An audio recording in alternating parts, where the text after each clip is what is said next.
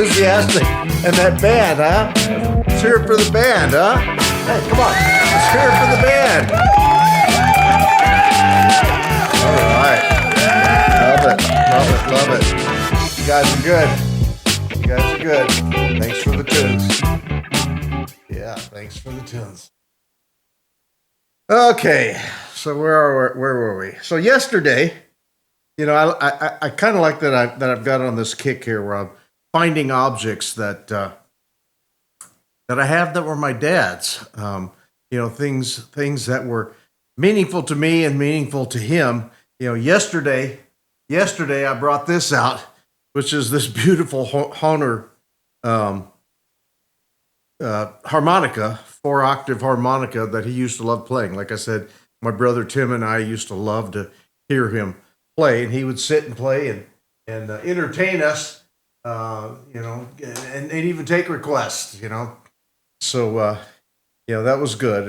And talking about his music and his taste in music and his broad range of the kinds of music that he liked. So then I found something else that has memories, and I can remember specifically when we got it, and it's a little compass, and it's just a very simple little compass, and I remember when we got this compass, we were living in California at the time, and let me get the microphone down here. At that time, my dad was really into hunting and fishing.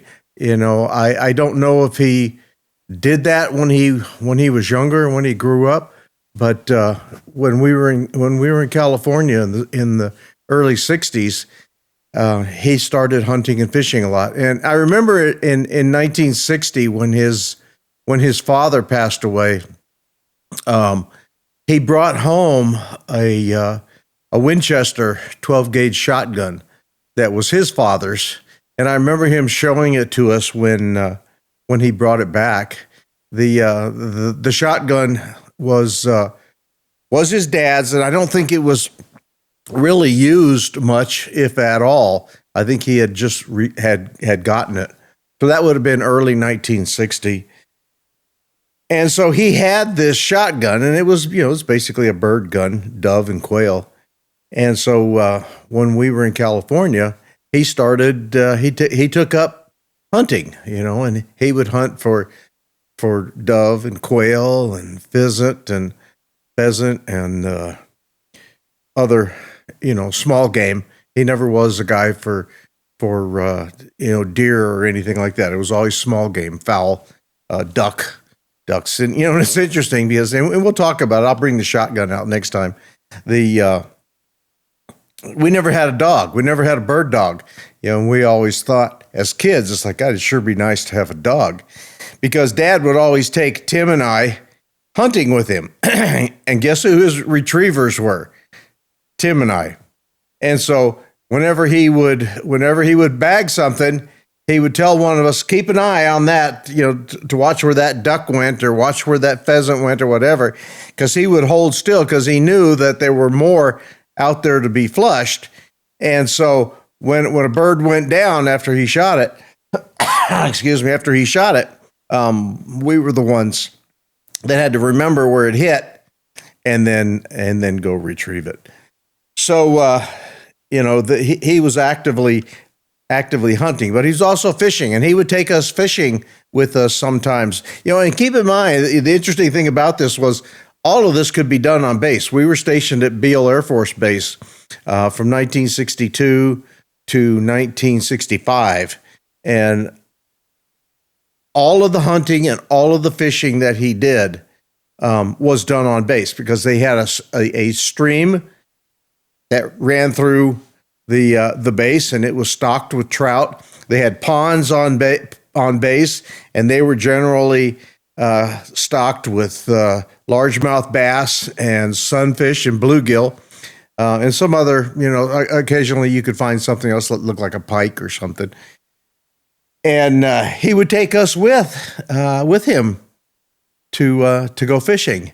And I can remember when he finally broke down and bought some additional fishing poles. For a while, it was a cane pole with a bobber, and then occasionally, then eventually he got us some rods and reels, so that we could do some casting, and we would go out with him.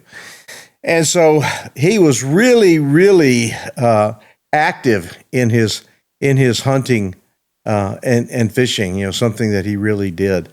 But I can remember the day that we bought this little compass, and I believe we were at a sporting goods store downtown, either Marysville or Yuba City there in California, and he wanted a compass. Again, he didn't want something very big, and I remember eyeballing this thing, thinking, "Oh, this is just too cool," because it's not very big. It's just a simple compass, and I couldn't wait to get my hands on it. And he used to like to keep it kind of hidden. He would put it in the drawer of his dresser drawer, and if I could sneak it out, I would sneak it out. And I used to like to go out. There was, on the other side of where we lived, on a street called Tyburn Drive at Beale Air Force Base, it was all wooded as far as as far as you could see. And so I would take the compass out there, and a pad of paper or whatever, and I would play like I really knew what I was doing, mapping my way, with this compass, acting like that I was this great discoverer or something. And it's hilarious to think about now, but I can remember that, going down this road, there was like a fire road that ran between the base housing and behind and the wooded area. And I remember going down that area, and on base they actually had an area with some stables. People owned horses, and I remember going down to that area where the horses were and where the stables were. And so I was mapping it all out. I was taking steps, and I was marking on there, this many steps, and then it went this way, and then it went that way, whatever. And I was keeping track of it with that little compass. And so it was a lot of fun. I didn't know what the heck I was doing, but it was a lot of fun. And so, so during that time period where he was hunting and fishing a lot, he liked to have that little compass so that, if he ever needed it, he would have it. But I can remember, there were times that he would tell us, okay, I'm going out in the morning. I'm going to go fishing, or I'm going to go hunting. If you want to go with me, you got to be up when I get you up, and typically he would come to wake us up. It's still pitch dark outside, and I remember he would come in, and when we really wanted to go, and he would come in and he'd shake me, okay, come on, get up, get dressed, come on, get up.